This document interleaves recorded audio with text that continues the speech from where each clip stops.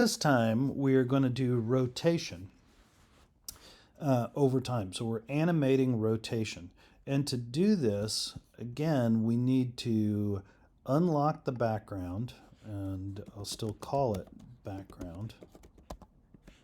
And I'm going to apply this mask. So I'm going to right click here, say apply layer mask, and best practices, get in the habit of labeling. So I'll label that Paris. Now, you cannot do, rotating is a transform function, and you cannot transform a layer, but you can transform a smart object. So I'm going to go ahead and right click on this and say convert to smart object. And I need 2 more copies of this because one, I want to rotate to the left. So I'll say rotate Paris left. The next, I'm going to duplicate that. And I can duplicate it by dragging it down on top of the plus sign. And I'm going to say rotate Paris. I double click that to highlight it. And I'm going to say rotate Paris right. And then I can also duplicate a layer if it's highlighted by hitting Command J. Don't ask me why it's J. But here I'm going to double click and I'm just going to call this one Paris. Okay, so I'm coming to this one, rotate Paris left, and I'm going to go up to Window, Timeline, create Video Timeline, and now when I open this, you'll see I have Transform. So I'm going to go ahead and click Transform, and it's added a keyframe. And this keyframe has Paris, this third version of Paris, still. That's how I want it to begin. I want this to play for a little while, and then at this point, I'm going to add another keyframe. At this point, I want it to rotate out to the side. So it's going to start like this, and from here to here, it's going to be rotating out to the left. Now, I want this rotating to happen from a specific point. I need to see my entire image up here. So if I double click the hand tool, it will show me this as large as it can get in the available space up here. Now, I'm going to go ahead and click this to make Photoshop take up more space. So what I'm going to do is I've got this keyframe on transform. I'm going to hit Command T, and now I can make sure that this checkbox is on, and I can drag this anchor point right down to this lower corner so that when I transform, it's going to rotate around that point. So if I click this, I'm going to rotate until her elbow touches the edge of the frame. I'm going to come forward. I'm going to go ahead and hit done. I'm going to come forward. And I am going to, let's see, I'm going to make that about maybe close to twice as long. And what that'll do is this will look like it goes faster, that'll look like it goes slower.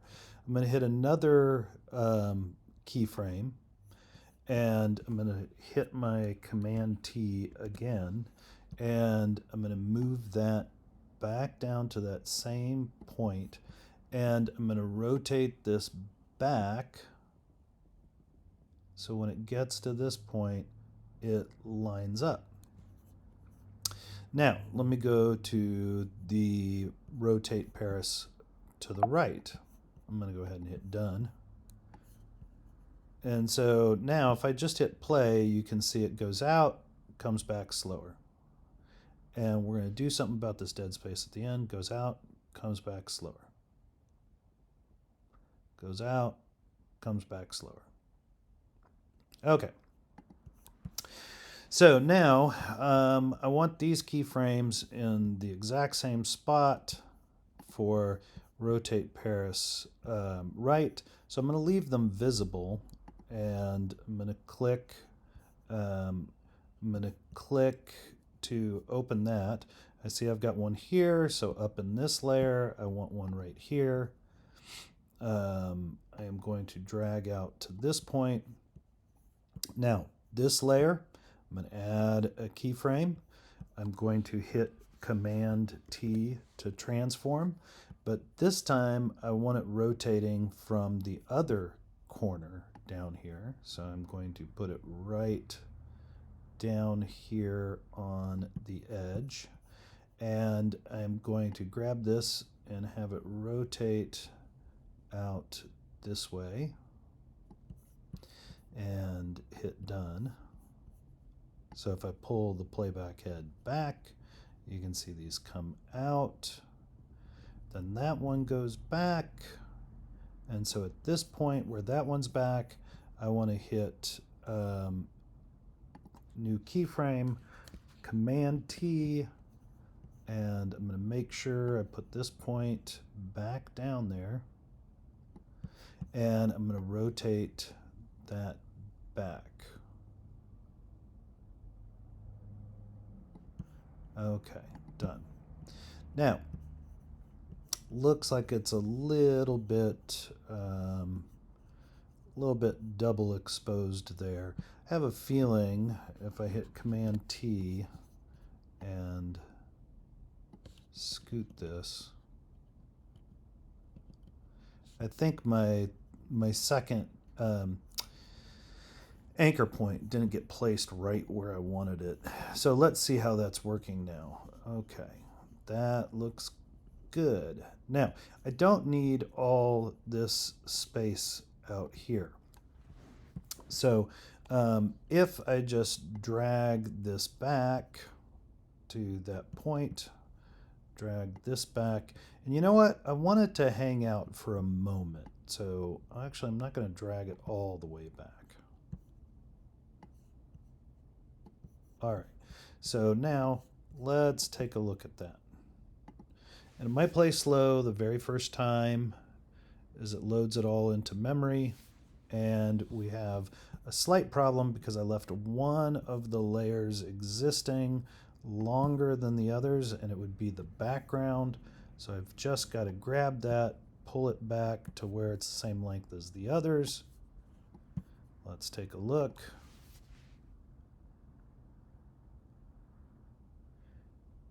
Now, maybe I want it going out faster and coming back slower. So what I'm going to do is I'm just going to move these keyframes over. And let's see how that looks. So I'm going to rewind, hit play. Remember, it might not play full speed the first time. Oh, I still think they could pop out a little quicker, come back a little slower. So I'm going to move those again. So you can see it's taking much less time to open, much longer to close.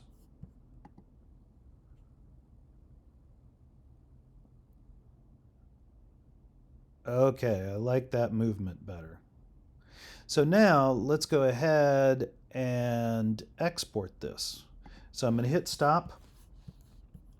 I am going to come up to File, drop down to Export, and I'm going to export render to video. Now I can also get to this by clicking this here and going down to render video, which actually might be simpler. So now this file, this is the size the file was for social media. 1500 is good, 1050 is okay. Normally anything around 1920 by 1080 is HD, and so this is a little bit bigger than HD. If I didn't want it to take up as much space, I could 1920, 1080. I could go ahead and set my larger number here to 1920. And now it's closer to the 1920, 1080 size. So this is going to save as an MP4 H.264 format. That is perfect for social media. I'm going to go ahead and call this Paris in Motion and hit I'll call it Paris. I'll just call it Paris and hit render. Doesn't take very long. And now if we look at our desktop, we should have a Paris.mp4, but I did not pay attention to where my export location was. I have a feeling that I know, but let's just look. It was going into the Documents folder. Okay, so let's come over here and we're going to go into Documents and we'll see Paris MP4. I'm going to double click that. It's going to show it to me in QuickTime. I can come up to View and set it to Loop if I want to sit there and watch it endlessly like it would appear on social media. So if I upload this, it will play just like that. So hope you learned something. Enjoy.